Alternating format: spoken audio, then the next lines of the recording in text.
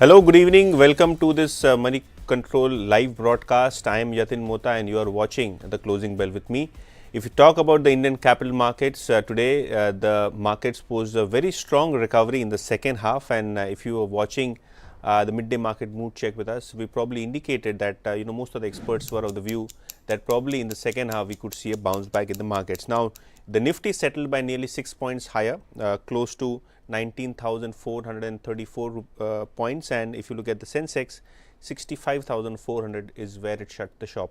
However, there was some broad selling which happened in the banking stocks, mid caps and small caps. In fact, if you look at the mid cap index and the small cap index, that closed nearly 0.5% lower on an average.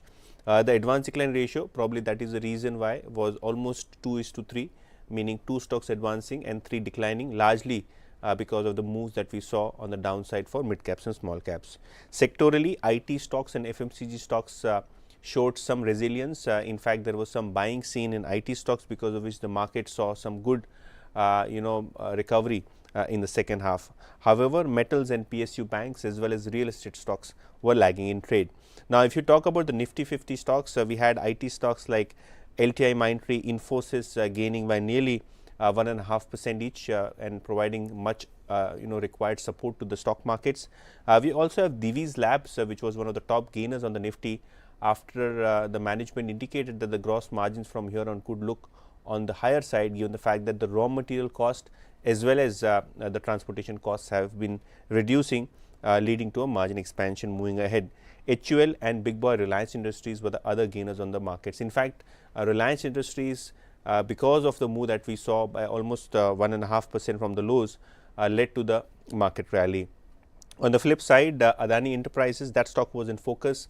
Stock was down 3%, one of the top Nifty losers. However, if you look at the sequence of events, its sister concern Adani Ports saw the resignation of their auditors Deloitte, because of which that stock was under pressure early in trade. We also saw the Supreme Court documentation which was done by SEBI lawyers seeking in 15-day extension in the Hindenburg Adani case, probably because of which the stock saw some bit of sentimental negative moves.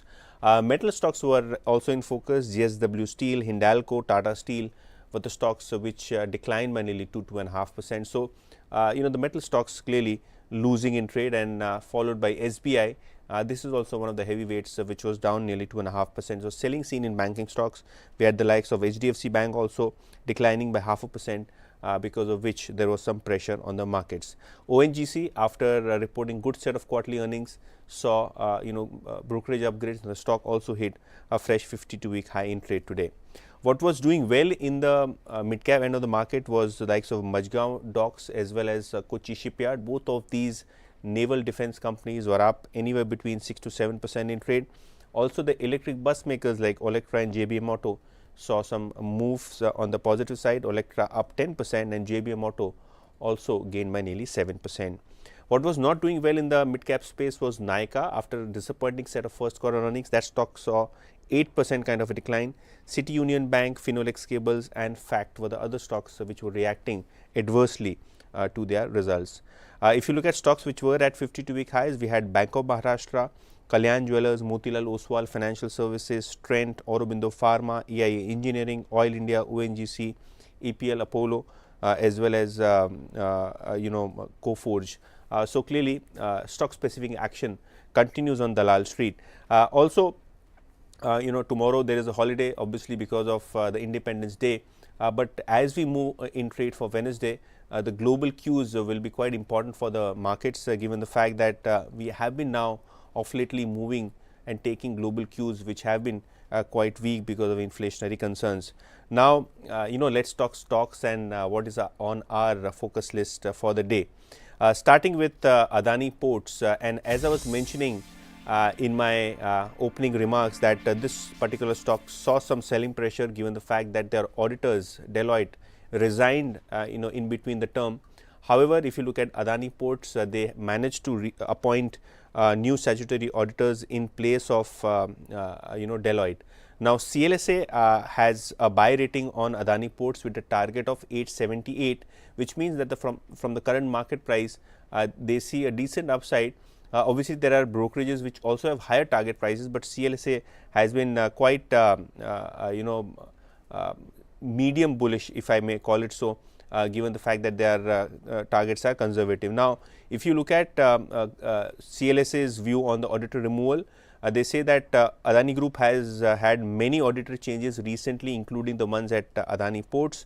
DHS had just one engagement within the group, which is basically Deloitte, and probably they were not getting a wider role at the group level, possibly because of which there were some bit of issues to carry on the audit for Adani Ports. Now, we also had Deloitte, which had qualified Adani Ports and SEZ's FY23 accounts on related party transaction, which in the press release company says they have been given fair amount of representation and reply by the management of Adani Ports, which they will make it quite clear by September 23. So, a lot of news flows in the Adani group of stocks.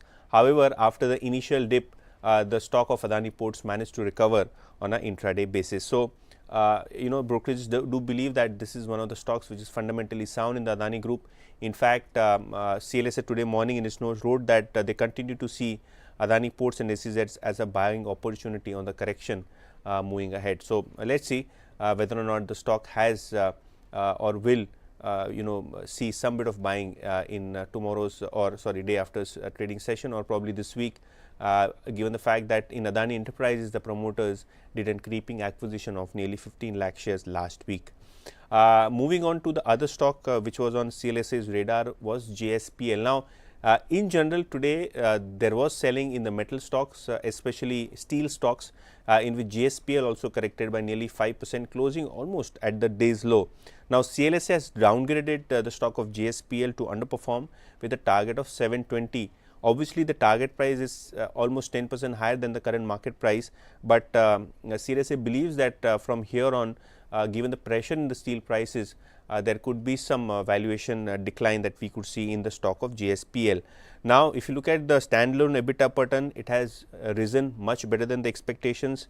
EBITDA was in line with the consensus estimates, and there was some delay in the expansion plans, and some projects are being re-evaluated according to the management. CLSA believes that this could be constituted as uncertainty to expansion plans, and there could be some further delays, and hence they have downgraded the stock of JSPL. In fact, with the steel spreads or the margins contracting, delay in expansion, the downside risks could continue according to CLSA. So, JSPL as well as Adani Ports were the stock which were on our radar today. Tomorrow, obviously, we wish you a very happy Independence Day, and probably the campaign that the government has initiated is Har Ghar Ek Tiranga. So, hope you and your family celebrate the Independence Day with full colors of freedom, and we'll meet you again on Wednesday morning 8:30 a.m. Stay tuned and keep watching moneycontrol.com.